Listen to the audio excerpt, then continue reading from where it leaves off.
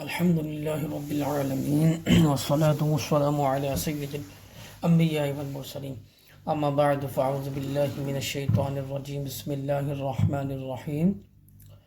سرکار دو عالم صلی اللہ تعالی علیہ وبارک وسلم کا فرمان ہے، تم جہاں بھی ہو مجھ پر درود پاک پڑھو کہ تمہارا درود پاک پڑھنا مجھ تک پہنچتا ہے۔ اللہ تعالیٰ کی بارگاہ میں دعا ہے کثرت کے ساتھ مجھے اور آپ کو نبی پاک صلی اللہ تعالی علیہ وبارک وسلم کی ذات اقدس پر درود و پاک و درود و ثنا پڑھنے کی توفیق اور سعادت عطا فرمائے۔ السلام علیکم ورحمۃ اللہ وبرکاتہ۔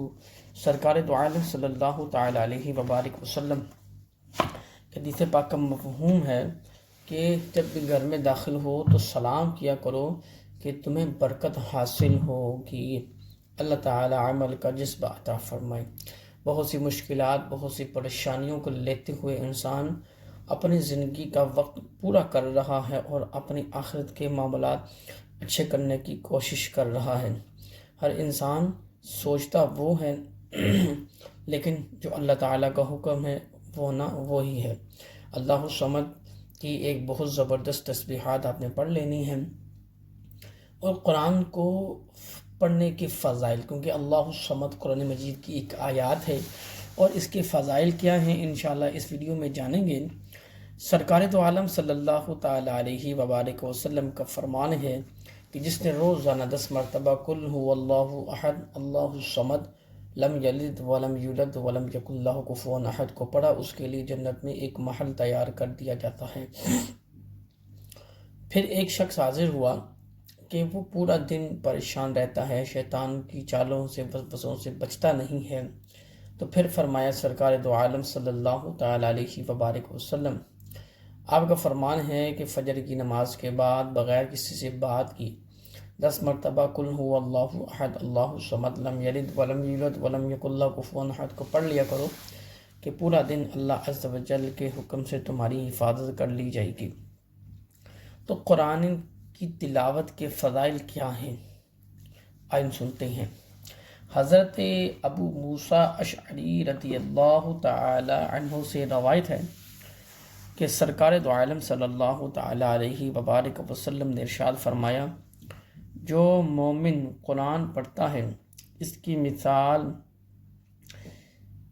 اس طرح ہے کہ خوشبو بھی اچھی ہے اور مزہ بھی اچھا ہے، اور جو مومن قرآن نہیں پڑھتا وہ کھجور کی مثل ہے کہ اس میں خوشبو نہیں مگر مزہ شیریں ہے، اور جو منافق قرآن پڑھتا ہے وہ پھول کی مثل ہے کہ اس میں خوشبو ہے مگر مزہ کڑوا، اور جو منافق قرآن نہیں پڑھتا وہ اس مثل ہے کہ جو خوشبو بھی نہیں ہے اور مزہ بھی کڑوا ہے۔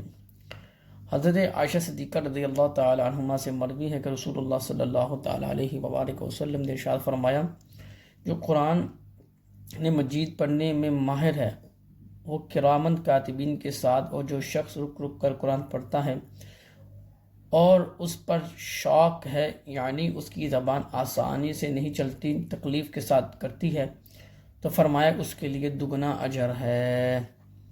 اللہ عز و جل کی ذات نے قرآن مجید میں ارشاد فرمایا، اللہ نزل احسن الحدیث کتابا متشابہا مثانی تقشعر منہ جلود الذین یخشون ربهم ثم تلین جلودهم وقلوبهم الى ذکر اللہ۔ اللہ عز و جل نے سب سے اچھی کتاب اتاری کہ ساری ایک جیسی ہیں، بار بار دہرائی جاتی ہے، اس سے ان لوگوں کے بدن پر بال کھڑے ہوتے ہیں جو اپنے رب سے ڈرتے ہیں، پھر ان کی کھالیں اور ان کا دل اللہ کی یاد کی طرف نرم پڑ جاتا ہے۔ حضرت سعد بن ابی وقاص رضی اللہ تعالیٰ عنہ سے روایت ہے کہ سرکار دو عالم صلی اللہ تعالی علیہ وبارک وسلم کا ارشاد ہے، یہ قرآن غم کے ساتھ نازل ہوا تھا، جب تم اسے پڑھو تو رویا، اور اگر رونا نہ آ سکے تو رونے والی شکل بنا لو۔ حضرت علی المرتضیٰ شیر خدا کرم اللہ تعالی وجہہ الکریم، آپ کی بھی بہت سی کرامات ہیں۔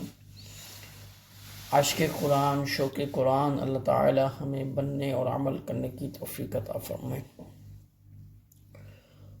بات تب بنے گی جب عمل کیا جائے گا، چاہے وہ ایک بسم اللہ الرحمن الرحیم کی آیات ہو یا الف لام میم ذالک الکتاب لا ریب فیہ، یعنی قرآن مجید کا ایک ایک حرف، ایک ایک جز تب ہی ہمیں فائدہ دے گا جب ہم اس پر عمل کرنے کی کوشش کریں گے۔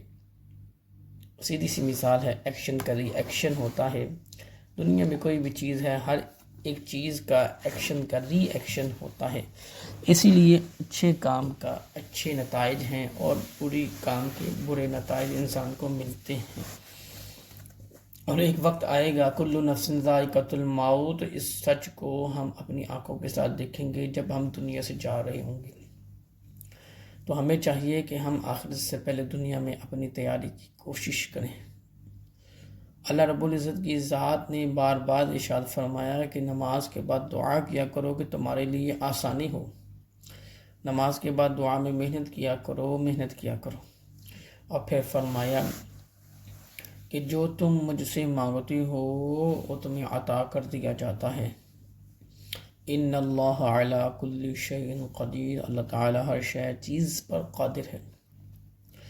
یعنی انسان جتنا بھی پریشان ہے وہ اپنی ہی وجہ، اپنی زبان، اپنے کردار اور اپنے ہاتھوں کی وجہ سے اس حال تک پہنچا ہے جس حال میں وہ مبتلا ہے۔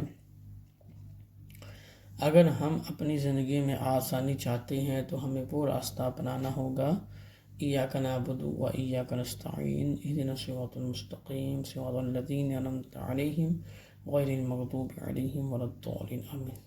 ان کا راستہ جن پر اللہ تعالیٰ نے انعام فرمایا، فضل فرمایا، نہ کہ ان کا راستہ جن پر اللہ تعالیٰ کا غضب ہوا اور نہ بہکے ہوئوں کا۔